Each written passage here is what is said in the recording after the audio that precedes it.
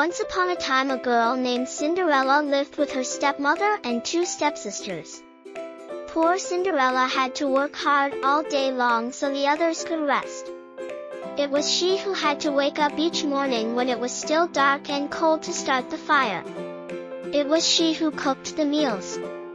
It was she who kept the fire going. The poor girl could not stay clean from all the ashes and cinders by the fire. What a mess, her two stepsisters laughed. And that is why they called her Cinderella. One day, big news came to town. The king and queen were going to have a ball. It was time for the prince to find a bride. All of the young ladies in the land were invited to come. They were wild with joy. They would wear their most beautiful gown and fix their hair extra nice. Maybe the prince would like them. At Cinderella's house, she now had extra work to do. She had to make two brand new gowns for her stepsisters. Faster, shouted one stepsister. You call that a dress, screamed the other. Oh, dear, said Cinderella. When can I? The stepmother marched into the room. When can you what? Cinderella's story. Well, said the girl, when will I have time to make my own dress for the ball? You, yelled the stepmother. Who said you were going to the ball? What a laugh, said one stepsister. Such a mess. They pointed at Cinderella. All of them laughed. Cinderella said to herself, when they look at me, maybe they see a mess. But I am not that way. And if I could, I would go to the ball. Soon the time came for the stepmother and stepsisters to leave for the big party. Cinderella's story. Their fine carriage came to the door. The stepmother and stepsisters hopped inside. And they were off. Goodbye, called Cinderella. Have a good time. But her stepmother and stepsisters did not turn around to see her. Ah, me, said Cinderella sadly. The carriage rode down the street. She said aloud, I wish I could go to the ball, too. Then poof! All of a sudden, in front of her was a fairy. You called, said the fairy. Cinderella's story. Did I? Said Cinderella. Who are you? Why, your fairy godmother, of course. I know your wish. And I have come to grant it. But, said Cinderella, my wish is impossible. Excuse me, said the fairy godmother in a huff. Did I not just show up out of thin air? Yes, you did, said Cinderella. Then let me be the one to say what is possible or not. Well, I think you know I want to go to the ball, too. She looked down at her dirty clothes. But look at me. You do look a bit of a mess, child, said the fairy godmother. Even if I had something nice to wear, said the girl, I would have no way to get there. Dear me, all of that is possible, said the fairy. With that, she tapped her wand on Cinderella's head. Cinderella's story. At once, Cinderella was all clean. She was dressed in a beautiful blue gown. Her hair was set up high on her head inside a golden band. This is wonderful, said Cinderella. Who said I was done? Said the fairy godmother. She tapped her wand again. At once, a beautiful carriage came to be, with a driver and 4 white horses. Am I dreaming? Said Cinderella, looking around her. It is as real can be, said the fairy godmother. But there is one thing you must know. What is that? All of this lasts only to midnight. Tonight, at the stroke of midnight, it will all be over. Everything will go back to how it was before. Then I must be sure to leave the ball before midnight, said Cinderella. Good idea, said the fairy godmother. She stepped back. My work is done. And with that, the fairy godmother was gone. Cinderella looked around her. Did that even happen? But there she stood in a fine gown, and with a golden band in her hair. And there were her driver and 4 horses before her, waiting. Coming, called the driver. She stepped into the carriage. And they were off.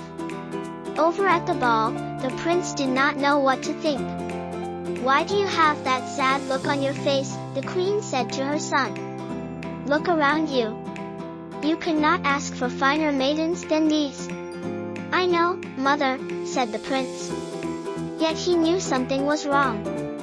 He had met many of the young women. Yet after he said hello, one by one, he could find nothing more to say. "Look!" Someone pointed to the front door. "Who is that?" All heads turned. Who was that lovely maiden stepping down the stairs? She held her head tall and looked as if she belonged. But no one knew her. "Cinderella story, there is something about her," said the prince to himself. "I will ask her to dance." And he walked over to Cinderella. "Have we met?" said the prince. "I am pleased to meet you now," said Cinderella with a bow. "I feel as if I know you," said the prince.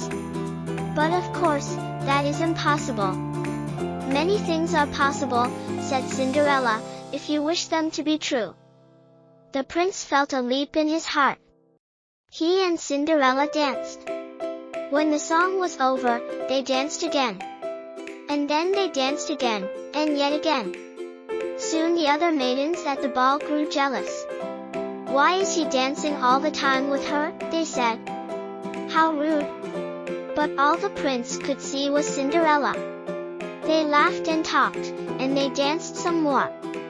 In fact, they danced for so long that Cinderella did not see the clock.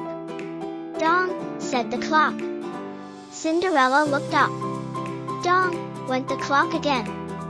She looked up again. "Oh, my!" she cried out. "It is almost midnight." "Dong!" rung the clock. "Why does that matter?" said the prince. "Dong!" called the clock. "I must go," said Cinderella. "Dong!" went the clock. "But we just met," said the prince. "Why leave now?" "Dong!" rung the clock. "I must go," said Cinderella. She ran to the steps. "Dong!" said the clock. "I cannot hear you," said the prince. "The clock is too loud." "Dong!" rung the clock. "Goodbye," said Cinderella. Up the stairs she ran. "Dong!" went the clock. "Please, stop for a moment," said the prince. "Oh, dear," she said as one glass slipper fell off her foot on the stair. But Cinderella kept running up. "Dong!" said the clock. "Please wait a moment," said the prince. He looked around but could not see her blue dress anywhere. "This is all I have left from her," he said, looking down at the glass slipper. He saw that it was made in a special way, to fit a foot like none other. "Somewhere there is the other glass slipper," he said. "And when I find it, I will find her, too. Then I will ask her to be my bride." From hut to hut, from house to house, went the prince. One young woman after another tried to fit her foot inside the glass slipper. But none could fit. And so the prince moved on. At last the prince came to Cinderella's house. "Are there no other young women in the house?" said the prince. "None," said the stepmother. "Then I must go," said the prince. "Maybe there is one more," said Cinderella, stepping into the room. "I thought you said there were no other young women here," said the prince. "None who matter," said the stepmother in a hiss. "Come here," said the prince. Cinderella stepped up to him. The prince got down on one knee and tried the glass slipper on her foot. Cinderella's story, it fit perfectly. Then, from her pocket Cinderella took out something. It was the other glass slipper. "I knew it," he cried. "You are the one. Are there no other young women in the house?" said the prince. "None," said the stepmother.